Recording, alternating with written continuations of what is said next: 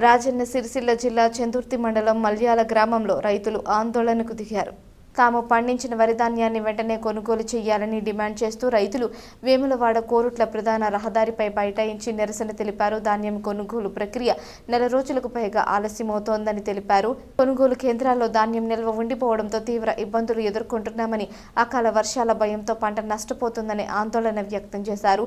రైతుల ధర్నాతో వేములవాడ కోరుట్ల ప్రధాన రహదారిపై భారీగా వాహనాలు నిలిచిపోయి ట్రాఫిక్కు అంతరాయం కలిగింది. సమాచారం అందుకున్న అధికారులు, పోలీసులు ఘటనా స్థలానికి చేరుకుని రైతులతో మాట్లాడి సమస్య పరిష్కారానికి చర్యలు తీసుకుంటామని హామీ ఇచ్చారు.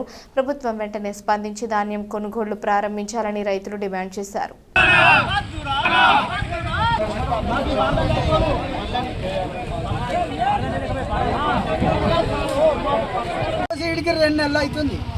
మాచరాచనే ఈ వారం మా అట్లు పోలేదు. మాకంటే వెనుక పోసిన వాళ్ళు అట్లు 2-3 లారీలు పోయినాయి. మరి ఈ సంగతి ఏందని అడిగితే మీరు సీరియల్ రాలేదు అంటున్నారు. అంటే రైతుల వాదన ఇప్పుడు నెల 40 రోజులు అవుతుంది పట్టు మేసరంటే అమ్మాయి ముందు 10 రోజులనే పోతున్నాయి, 40 రోజులనే పోతలేదు పట్టు. అధికారం ఉన్నోళ్ళే నడుతుంది. ఎన్నడు కానీ మళ్ళీ నైట్ జోకి నైట్ పొద్దునే లోడేసింది రోజులు లేవు ఈ వరకు ఎప్పుడు సెంటర్. మరి కొనేది ఉంటేనే సబ్సిడీ కొనుర్రు, లేదంటే అమ్ముకోమంటే రైతులు అమ్ముకుంటారు కదా. ప్రతిసారి సంచులు వచ్చినాయి అంటుర్రు, ఆడికి పోతే మళ్ళీ నీ లేవు అయిపోయినాయి అంటారు. నీకు సీరియల్ లేదు. ఆడికి పోయి చూసే వరకు మా 21 నెంబర్ అయితే ఆడ 30 నెంబర్ వడ్లు సంచులు దొక్కుతుంది. మొబైల్ని అడిగినా నాగదల అంటే నాగదల అంటారు ఈ సెంటర్. మరి ఏం జరుగుతుంది, ఎంత జరుగుతుంది మాకు తెలా నాద్దా. మేము ఎన్ని రోజులని ఓపిక పడతాం. ఇలా మా గురించి ఒక 5 రోజులు కావాలంటే కూడా మాకు ఒక 5 నిమిషాలు ఇప్పుడు ఉండగిస్తలేదు. డాక్టర్ మీద ఉండవరు అన్నారు బస్తాలు. డాక్టర్ మీద ఉండవద్దే కూడా వాళ్ళకు కూడా ఇస్తామన్నారు. మేము డాక్టర్ నేను కుట్టి కాడబెట్టినా. నాకు వేరే అట్లలో కూడా పెట్టినా, లారీలు అత్తలేమని డాక్టర్ పెట్టినా. ఇవరకు కూడా రూపాయి వాళ్ళలేదు డాక్టర్ కిరాయి.